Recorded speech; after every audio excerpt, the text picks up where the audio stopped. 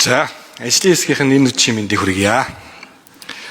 Тэгэхээр өнгөрсөн 7 хоногт яг энэ 2024 оны төсвийн гүйцэтгэлийг хилцэж эхлэхтэй холбоотойгоор төсвийн зарлагын хяналтын дэд хороо хуралдсан. За, энэ төсөв гэдэг нь өөрөө өргөн сэдв учраас яг өнгөрсөн төсвийг баталж явах үед хамгийн их шуугиныг дагуулж байсан яг энэ бусдаар гүйцэтгүүлсэн ажил үйлчилгээ гэдэг дээр төсвийн ерөнхийлөн захирагчдыг бүгдрингийн дуудаж мэдээлэл авсан байна. Тэгээд яг энэ боловсролын яамтай холбоотой асуудлыг би энэ удаад онцолж асууя гэж бодож байгаа. Ягаад гэхээр маш их хэмжээний тоо байгаа учраас цаг хангалттай байгаа учраас. Яг одоо яг энэ мөчөд яг энэ ээжтэй холбоотой мөн энэ салбарын чанартай холбоотой үйл ажиллагаатай холбоотой маш их хэмжээний гомдол саналууд ирж байгаа. Шов гишүүний дээр. Гэтэл яг энэ өнгөрсөн 2024 онд яг энэ боловсролын салбар маань яг энэ төсвийн хамгийн их нэмэгдэл боловсролын салбартаар ирсэн. За яг энэ бусдаар гүйцэтгүүлсэн ажил үйлчлэгээ гэдэгт ордог зардлыг би эхлээд танд хэлээд өгчээ.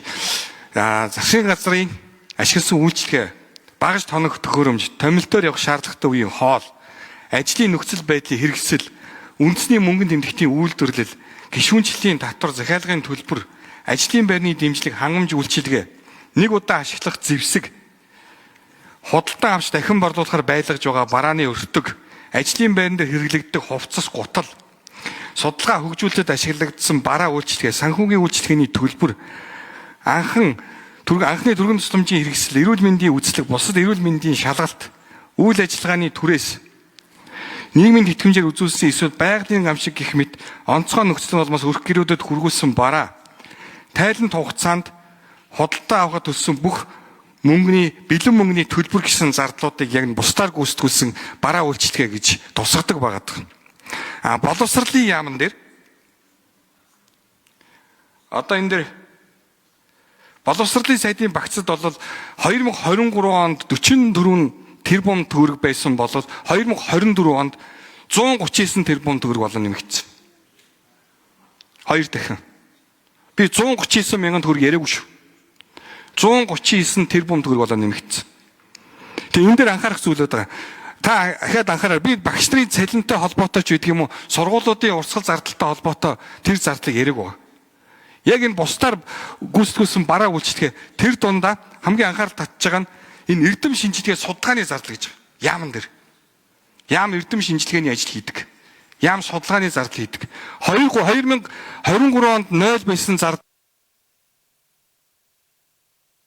За Батбаяр гишүүний микрофоныг 1 минутаар сунгая. Тэгээ 2023 онд 0 зардал гарч ирсэн 2024 онд 3 тэрбум төгрөгөөр нэмэгдсэн.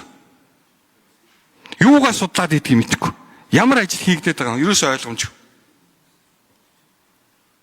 Тэгээд төсвийн зарлагын хяналтын дэд хорооны хурал дээр танахаас нэг хүн ирж хариулсан. Манай яамны ажилчид чөлөө цагаараа эрдэм шинжилгээний ажил хийдэг юм а. Тэрний төлбөр тооцоо байдаг юм а гэж хариулж байгаа. Энийг ямар учиртай зардал вэ? Танаа дээр төлөөллийн хурал дээр ирж хариулсан тэр хариулт чинь үнэн зөв мөн үү? Ийм асуулт байна. За боловсролын сайд Наранбаяр хариулъя. За баярлалаа. Энэ бусдаар гүйцэтгүүлэх энэ үйлчилгээний энэ зардлыг бол та сая уншлаа. Ер нь ихэнх юмнууд нь тэр ер нь бол хувьсгах зардал дотроо дотуур байрных гэдээ явдаг. За түүний зэрэгцээ ер нь бусдаар гүйцэтгүүлэх энэ ажил үйлчилгээгээр бид бас энэ сургуулийн үйлчилгээ, цэвэрлэгээ, харуул хамгаалт гэсэн ийм зүйлүүдийг төрийн албанд хүнийг авч ажиллуулах биш, хувийн хвшлэр гүйцэтгүүлэх энэ ажлыг эхлүүлээд ингэ явж байгаа. Үүнтэй холбоотойгоор бас зардал мөнгө зарцуулагдсан гэсэн ийм одоо юу байдаг, мэдээ байдаг. За тэр яг юуны тухайд бол